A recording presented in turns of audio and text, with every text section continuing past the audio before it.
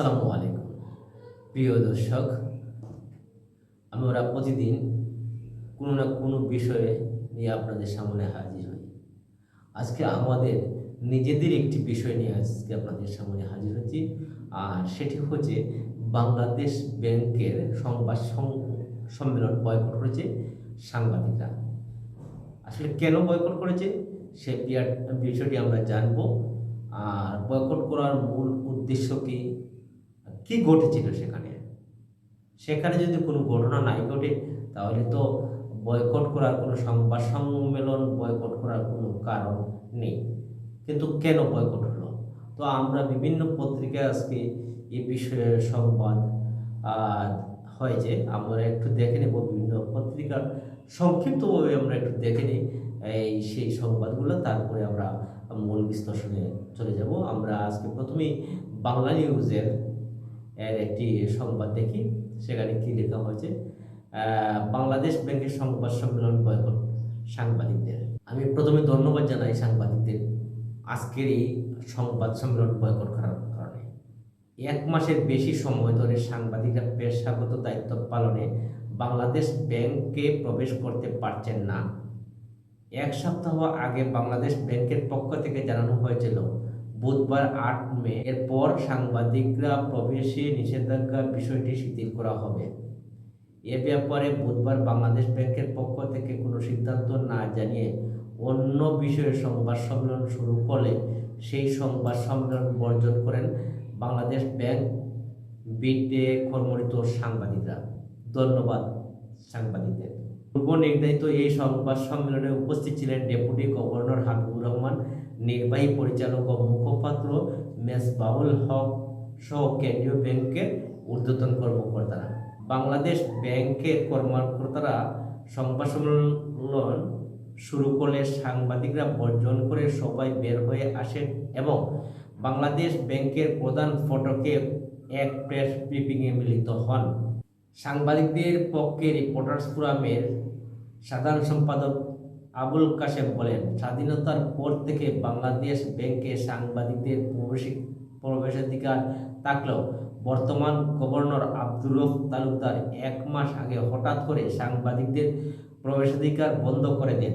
এর ফলে বাংলাদেশ ব্যাংকে সাংবাদিকদের পেশাগত কর্তব্য পালনে বাধার সৃষ্টি হয়। একই সাথে আর্থিক খাতের নিয়ন্ত্রক সংস্থা বাংলাদেশ ব্যাংক গৃহীত নীতি ও কার্যক্রম নির্ভর সংবাদ বন্ধ হয়ে যায়।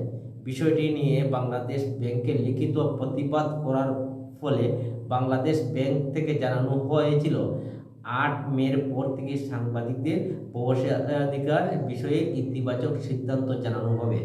আবুল কাশেম আরও বলেন, আজ এ ব্যাপারে কোনো সিদ্ধান্ত না নিয়ে সংবাদ সম্মেলন শুরু করেন বাংলাদেশ ব্যাংক। এর প্রতিবাদে আমরা সংবাদ সম্মেলন বর্জন করেছি। সাংবাদিকদের প্রবেশাধিকার নিশ্চিত না করা পর্যন্ত বাংলাদেশ ব্যাংকের খবর বর্জন অব্যাহত থাকবে। তবে নতুন কর্মসূচি সাংবাদিকদের সঙ্গে বৈঠক করে জানানো হবে। এর আগে বাংলাদেশ ব্যাংকের সিদ্ধান্তের প্রতিবাদ করে সাংবাদিকরা চিঠি দেন।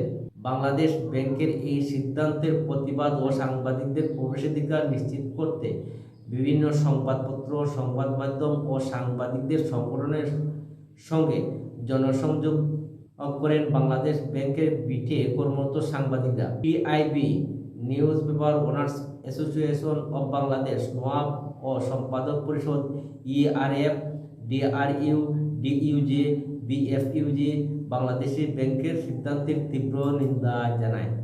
আসলে বাংলাদেশ ব্যাংকের যিনি গভর্নর আব্দুর রউফ তালুকদার হঠাৎ করে বিগত 1 মাস পূর্বে সাংবাদিকদের প্রবেশ নিষেধাজ্ঞা জারি করেন। আসলে সাংবাদিকদের প্রবেশে নিষেধাজ্ঞা জারির কারণটা দেশবাসী বুঝে, দেশবাসী জানে। আমরা ইতিমধ্যে জেনেছি বিভিন্ন ব্যাংক আর্থিক ক্ষতিগ্রস্ত হয়েছে, বিভিন্ন ব্যাংকে অন্য ব্যাংকের সাথে একীভূত করা হচ্ছে। এই বিষয়টা আসলে এবং বাংলাদেশের রিজার্ভ কমে আসতেছে, কেন কমে আসতেছে, এই সমস্ত বিষয় নিয়ে আসলে সাংবাদিকরা সংবাদ করে। তাতে কিন্তু মনোক্ষুণ্ণ হয়েছে বাংলাদেশ ব্যাংকের গভর্নর।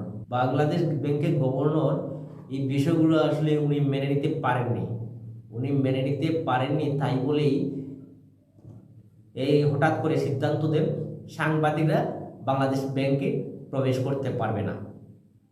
আচ্ছা, আপনারাই বলুন তো, সাংবাদিকরা প্রবেশ করতে পারবে না এমন সিদ্ধান্ত দেওয়ার কারণটা কি? নিশ্চয়ই ভিতরে কিছু আছে। আপনারা জানেন বাংলাদেশ ব্যাংকের অবস্থা দিন দিন খারাপ হয়ে যাচ্ছে, বাংলাদেশের অর্থনীতির তলানিতে পৌঁছে যাচ্ছে।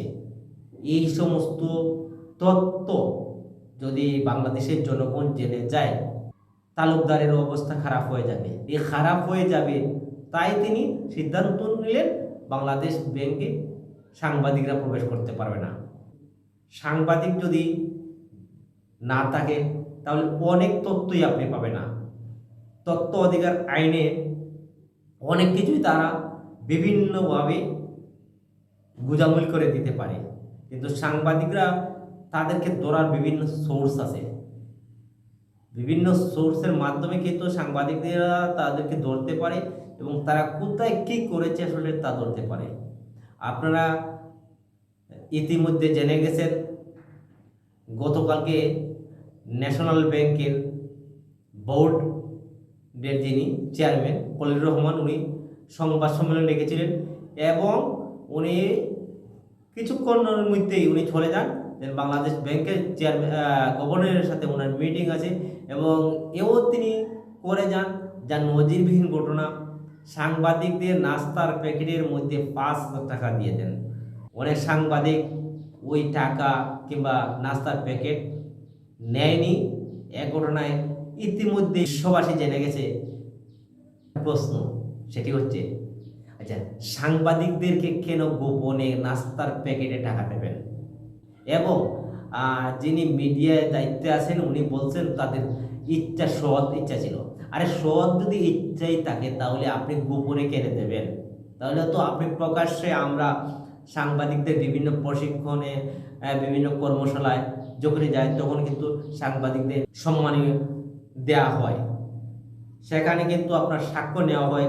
আপনার যদি 1,000 টাকা নেওয়া হয়, 1,000 টাকার উপরে কিন্তু সাক্ষ্য নেওয়া হয় এবং রেভিনিউ স্টাফ। তাহলে আপনি 5,000 টাকা করে দিলেন, তখন আপনি যদি এই টাকাটা কার দিলেন, এই টাকাটা আপনি কিসের দিলেন, ওই টাকাটা কোথা থেকে আসলো, ওই টাকাটার উৎস কোথায়? এবং উনি বলে গেছেন যে আপনারা ন্যাশনাল ব্যাংক সম্পর্কে ইতিবাচক বক্তব্য দেবেন। এই হচ্ছে বাংলাদেশের ব্যাংকের অবস্থা।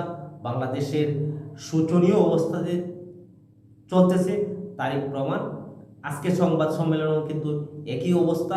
ওনারা সাংবাদিকদের প্রবেশ করতে দেবে না, ওনারা যা ইচ্ছা তাই বলবে, তা আপনি লিখবেন। সত্য তথ্য তুলে ধরার জন্য জনগণের কাছে।